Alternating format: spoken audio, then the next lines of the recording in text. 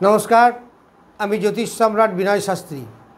आज के आमार भिडियोर आलोच्य विषय धनु राशि मूला नक्षत्र अर्थात धनु राशिते जे तीनटे नक्षत्र आछे तार मध्य प्रथम नक्षत्र होच्छे मूला नक्षत्र। এই मूला नक्षत्रेर जे धाइया धनु राशिर पड़ेছে ताদের मूला नक्षत्रे যারা জাতক अर्थात যে জাতকদের मूला नक्षत्रे जन्म তাদের সময় কেমন যাবে আগামী এপ্রিল থেকে 2025। আবার এই मूला नक्षत्रगत राशि धनु राशिर पंचमपति एवं द्वादशपति मंगल एतदिन छिलो सप्तमे से गत 3 तारीखे 23 एप्रिल एसेছে अष्टमे अर्थात कर्कटे। ताहले এই সামগ্রিকভাবে ধনু রাশির मूला नक्षत्रे জাতকদের কেমন চলবে এমনিতেই আপনারা জানেন ভিডিও দেখে দেখে অভ্যস্ত হয়ে গেছেন যে ধনু রাশি হচ্ছে অগ্নি রাশি।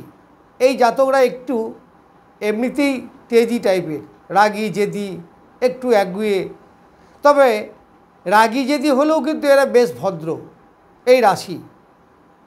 তার কারণ কি না তার কারণ হচ্ছে এরা বৃহস্পতি রাশি জ্ঞানের কারক গ্রহ বৃহস্পতি অর্থাৎ এরা রাগ জেদ করলেও কিন্তু এদের মধ্যে জ্ঞান হারায় না।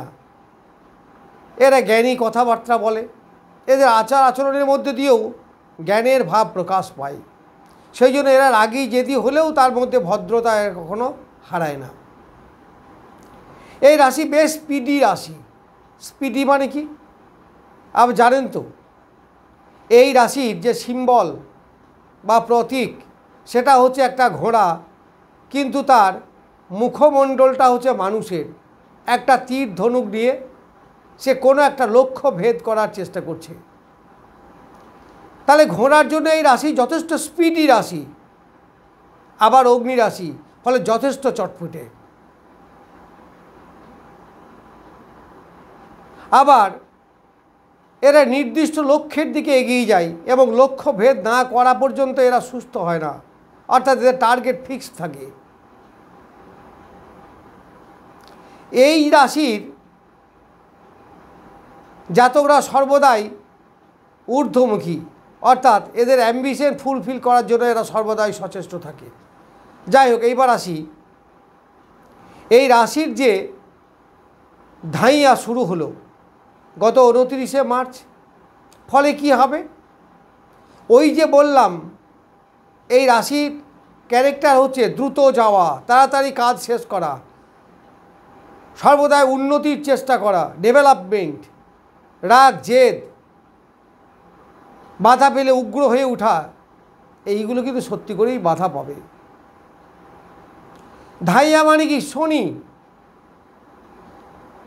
তাহলে এই রাশি বা লগ্নের চতুর্থে থাকলো কি শনি ফলে মনের মধ্যে কি ধীর স্থির এইগুলো বিরাজ করবে একটু অলসতা বিরক্তি একঘেয়েমি চুপচাপ থাকার প্রবৃত্তি মেশামেশি খুব একটা ভালো লাগবে না। কিন্তু এই রাশি তার অরিজিনাল ক্যারেক্টার মেশামেশি করা মিশতে চাইবে ফলে এই যে বৈষম্য স্পিড ঘোড়ার মতো স্পিড আবার শনির মন্থর গতি একটা ঘর পেরোতে তার 2.5 বছর লাগে। এই যে দুই বিপরীত বৈশিষ্ট্য যাতে এই রাশির জাতকরা কিন্তু আঘাত পাবে তাদের মন মানসিকতা কিন্তু মনের সঙ্গে যেতে পারবে না।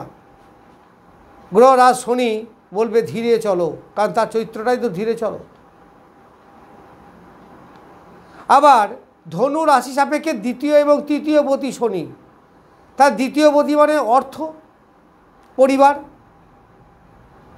ফলে অর্থের বা পরিবারের ডেভেলপমেন্ট একটু কম হবে ধীর গতিতে হবে।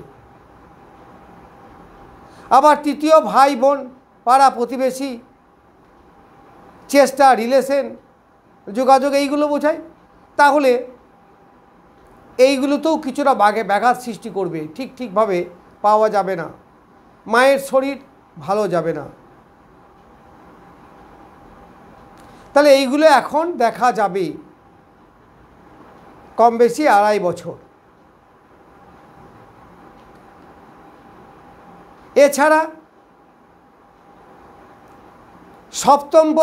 সপ্তমে ছিল এতদিন মঙ্গল। কোন মঙ্গল? দ্বাদশপতি এবং পঞ্চমপতি মঙ্গল সপ্তমে ছিল। মোটামুটি ভালো জায়গা, খুব ভালো না হলেও, শত্রুক্ষেত্র তো খুব ভালো না হলেও সপ্তম জায়গাটা।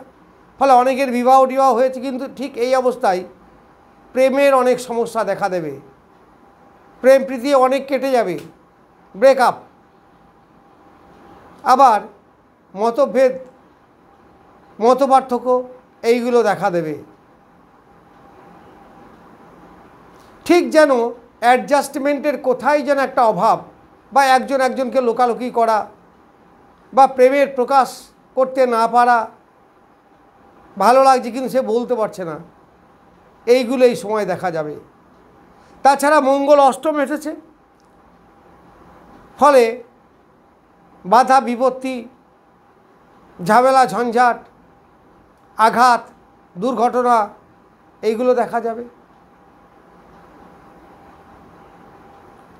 বুকে যন্ত্রণা করা। আবার ওইদিকে চতুর্থে অর্থাৎ মীন রাশিতে শনি সহ একাধিক গ্রহ আছে। শনি, রাহু, বুধ, শুক্র, বুধ এবং শুক্র বক্রী অবস্থায় আছে, আবার রবি। ফলে ওখানে এই পঞ্চগ্রহের যোগ আবার নানা রকম ঝামেলা ঝঞ্ঝাট সৃষ্টিও করবে।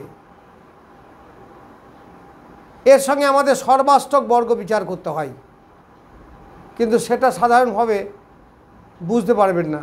আর তাছাড়া সেটা করার জন্য নিজে নিজে ছক দরকার, তো দশা অন্তর্দশা দেখতে হয়, সেটা নিজে নিজে ছক দেখতে হবে। কিন্তু তবুও এই গোচর বিচার থেকে আপনারা অনেকটা মেলাতে পারবেন। এই গোচরে ফল অনেক মিলবে যদি আপনার রাশিচক্রে, জন্মছকে শনির, মঙ্গলের অবস্থা ভালো হয়। আবার লগ্নপতি, ধনু লগ্নের লগ্নপতি বৃহস্পতি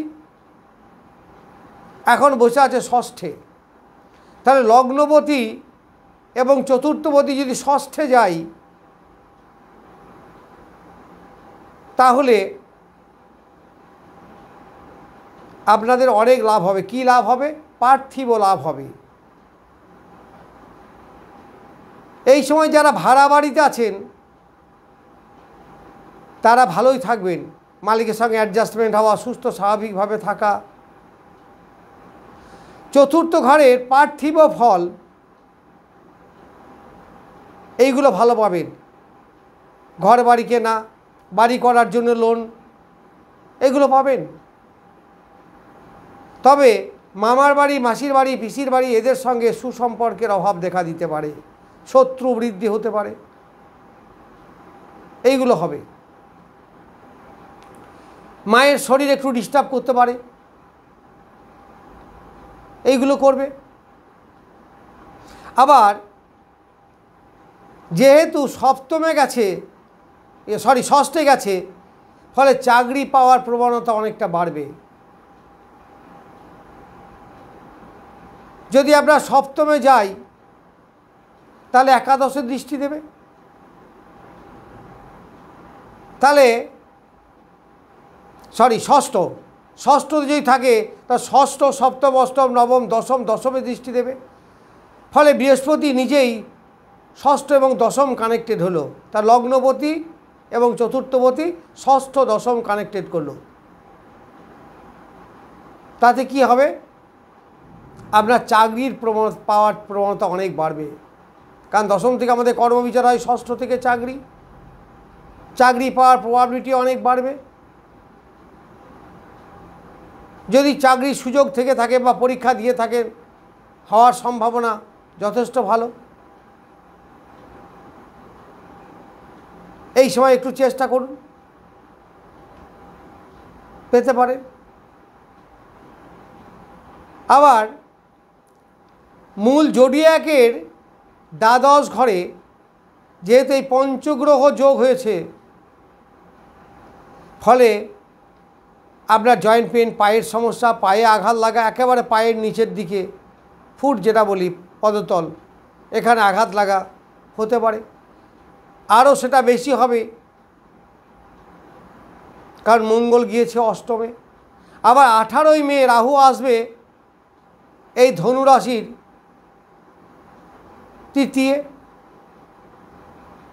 ফলে মঙ্গলের দৃষ্টি পড়বে রাহুর ওপরে। ওই সময় কিন্তু এক শরীর নিয়ে সাবধান থাকবেন, দুর্ঘটনা ঘটতে পারে।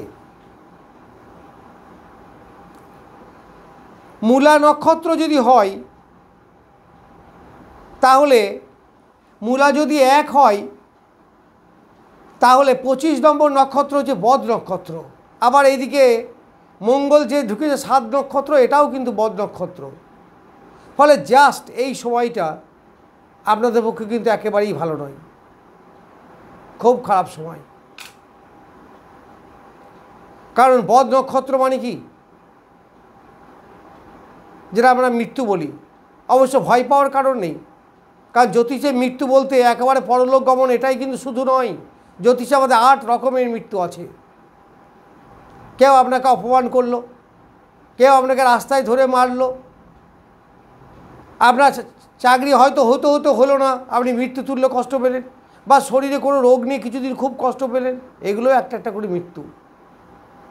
তবে এই সময় একটু শারীরিক পীড়া দেখা দিতে পারে, ভয় পাওয়ার কোনো কারণ নাই, একটু নিজেকে সতর্ক রাখবেন। বদ নক্ষত্রে গিয়েছে মানে আপনি বদ হয়ে যাবেন, মরে যাবেন, এরকম একদমই ভাববেন না। নিজের শরীরে একটু সতর্ক হবেন, সাবধান হবেন, তাহলেই হবে। আরও যদি ভয় লাগে, আপনি নিকটবর্তী কোনো জ্যোতিষ বা আপনার প্রিয় জ্যোতিষকে একবার দেখিয়ে নেন, একটু গাইড করে নেন।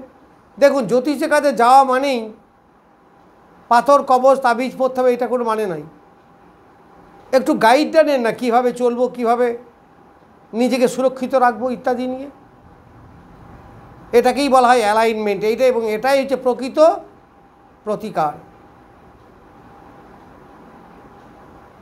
তারপরে পাথর, কবচ, তাবিজ যা হবে সে পরে হবে। একটু দেখিয়ে নেন, আপনার চলার পথটাকে একটু ঠিক করে নেন। এরপর 8 নক্ষত্র বা 26 নক্ষত্র, 26 নক্ষত্র যাবে শনিদেব, সেটা এখন 3-4 মাস পরে। আর এইদিকে মঙ্গল কিন্তু 8 নক্ষত্রে চলে আসবে খুব তাড়াতাড়ি, কয়েকদিন পরে। কারণ 2 মাস তো থাকে, একটা ঘরে 2 মাসও থাকে না। তাহলে মঙ্গল চলে আসবে 8 নক্ষত্রে। 8 নক্ষত্র মানে শনি নক্ষত্র, শনি মানে শনি মঙ্গলের যোগ হলো, দুর্ঘটনা, অ্যাক্সিডেন্ট লাগাতেই পারে। আবার ওদিকে রাহু আসছে তৃতীয়, এই মঙ্গলের অষ্টম দৃষ্টি পড়বে রাহুর ওপরে, ফলে রাহুকে একটু খেপাবে, একটু রাগ জেদ এগুলো বাড়বে, একটু যোগাযোগ সেই সময় বিঘ্নিত হবে। আবার শনিদেব যখন 26 নক্ষত্র উত্তর ভাদ্রপদ নক্ষত্রে যাবে, তখন স্টুডেন্টদের ভালো হবে, খারাপ না। কারণ উত্তর ভাদ্র নক্ষত্র যথেষ্ট ভালো নক্ষত্র, জ্ঞানের নক্ষত্র। কিন্তু শনির নক্ষত্র তো গতি বড় ধীর, আর মানুষ চাই খুব তাড়াতাড়ি রেজাল্ট পেতে, এইখানে একটা বৈষম্য সৃষ্টি হয়। যাই হোক, এই 26 নক্ষত্র হচ্ছে কি, তার মিত্র নক্ষত্র। তাই 26 নক্ষত্র যদি মিত্র নক্ষত্র হয়, সেখানেও ভালো ফল পাবে। তারপরে যাবে 27 নক্ষত্র, অতি মিত্র নক্ষত্র, যার অধিপতি বুধ। তাহলে 19 যদি মূলা নক্ষত্র হয়, তাহলে 25, 26, 27 এই 3টি নক্ষত্র শনিদেব অতিক্রম করবেন। তাহলে 25 নক্ষত্রটা খুব একটা ভালো নয়, 26 মোটামুটি ভালো, 27 আরও ভালো। এই সময়গুলোয় আপনি উপার্জন বৃদ্ধি হবে, মন মানসিকতা ভালো হবে, কর্মের গ্রহ শনিদেব, কর্ম ভালো হবে, কর্ম পেতে পারেন। ফলে ধাইয়া মানে কি, মানসিক কষ্ট। ধাইয়া ব্রেন কাজ করে না। ওই যে বলেছি না যে শনিদেবের দৃষ্টিতে গণেশের মাথা উড়ে গিয়েছিল, এটা পৌরাণিক কাহিনী।